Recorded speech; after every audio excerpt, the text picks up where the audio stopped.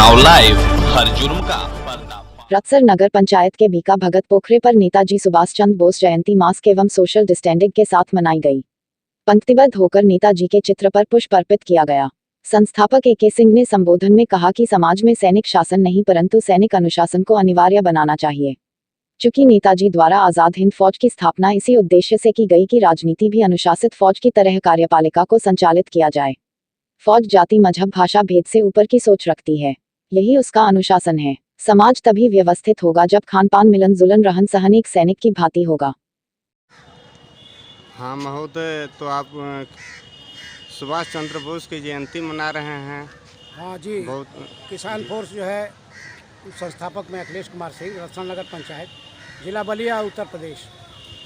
वास्तव में जो है हम आज उस नेता की जयंती मना रहे हैं जिसको पूरा भारत ही नहीं विश्व में जो है लोहा मानते हैं लोग कि नेता अगर किसी को कहा जाए तो भारत में नेताजी सुभाष चंद्र बोस को ही कहा गया। सवाल ये नहीं है, सवाल आज ये है, आप कुछ और भी जो पूछना चाह रहे थे, क्या जानना चाहते हैं आप हमसे? ये हम जानना चाहते हैं कि आप क्या आज आपकी घोषणा क्या है? देखिए, ऐसा है कि फोर्स जान करके आपके दिमाग में बात आई होगी, लोगों की याद आ जाती है कि भाई जय हिंद फौज, तो फौज उसमें भी है और फोर्स माने फौज, तो लोग मिलाते हैं कि भाई हमारी फौज। तो फौज का मतलब को ध्यान में सुनना है। इसका मतलब होता है कि अनुशासित जीवन। अनुशासित मतलब सोच लीजिए हर तरह से। कोई देखिए सेना में जातिगत भेद नहीं है, कोई किसी का मजहब नहीं है। क्या है मजहब? एक मजहब है, एक राष्ट्र है, तो एक अनुशासन हुआ कि नहीं हुआ? एक से कदम चला करके कदम से कदम मिलाकर चल रहे हैं। इसका मतलब ये होता है कि हम कदम से कदम मिला करके जब चलेंगे तो सबसे क्या होगा, हमारी एकता बनी रहेगी। तो इसको ध्यान में रखना है कि हमारे सुभाष चंद्र बोस की आइडियोलॉजी क्या है, यहीं पर है।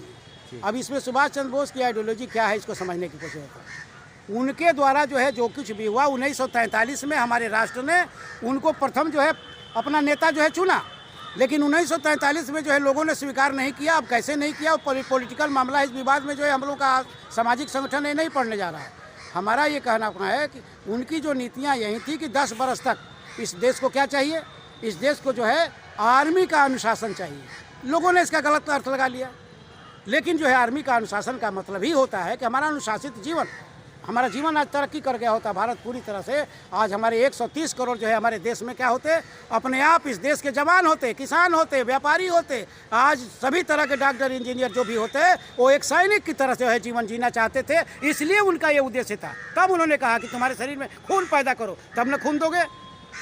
तो उन्होंने क्या कहा, खून दो मुझे, मैं आज़ादी दूंगा। इसका मतलब क्या हुआ, खून पसीना बहाना पड़ेगा। खेत में जो है किसान खेतों में काम करे, गर्दन कटा करके खून बहाने की बात नहीं कही। उन्होंने ये कहा कि अपने शरीर में जो है तुम हृष्ट पुष्ट हो जाओ, भोजन करके स्वस्थ हो जाओ और शिक्षित बन करके जो है क्या करो, दिमाग का विकास कर लो, तो भारत का विकास अपने आप हो जाएगा। इसके लिए 10 बरस तक समय चाहिए। लेकिन लोगों को जो है अपनी गद्दी की पड़ी हुई थी, लोगों ने अपनी तुष्टीकरण की नीति ले दी और भारत और पाकिस्तान खंड खंड होकर के जो है अलग बिलग हो गया और जो है हमारा देश जो है आज। हाँ, तो अध्यक्ष जी, आज आप सुभाष चंद्र बोस की जयंती पे आप क्या कहना चाहेंगे समाज के लिए और राष्ट्र के लिए?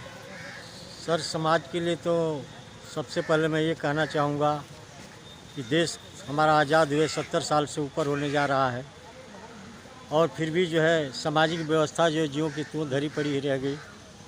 इसका मूल कारण है कार्यपालिका जो है और विधायपालिका में जो है अंतर, इन दोनों में अगर खाई बनी, इसलिए जो है समाज पिछड़ा हो गया। और उन्नति की जहाँ तक बात होती है, उन्नति हो रही है, लेकिन आज भी जो है मजदूर किसान जो है गरीबी हालत में अपना जीवन यापन करने को मजबूर है।